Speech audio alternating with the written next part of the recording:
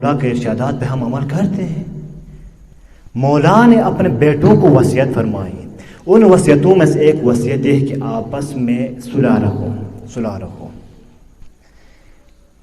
پھر یہی فرماتا ہے اس کے بعد صلح رکھو. اس کے بعد کیا فرماتا ہے کہ میں نے تمہارے نانا سے یہ ارشاد فرماتے ہوئے سنا ہے کہ آپس میں جو اتحاد اتفاق سے رہتے ہیں، کوئی جب لڑائی ہوتی ان دونوں کے درمیان کوئی صلح کراتا ہے تو ان کی یہ صلح کرانا عام حالت میں نماز اور روزوں سے افضل ہے.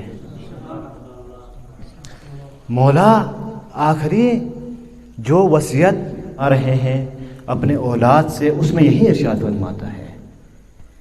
تو ہمیں بھی چاہیے کہ مولا کے پیروکار ہونے کے ناطے معاشرے میں جو فتنہ برپا ہوتا ہے، جو اختلافات ہوتے ہیں، بھائی بھائی میں ہوتا ہے، بیوی شوہر میں ہوتا ہے، بیٹا باپ میں ہوتا ہے، مختلف قسم کے اختلافات ہوتے ہیں، ان کو دور کرنے کی کوشش کریں.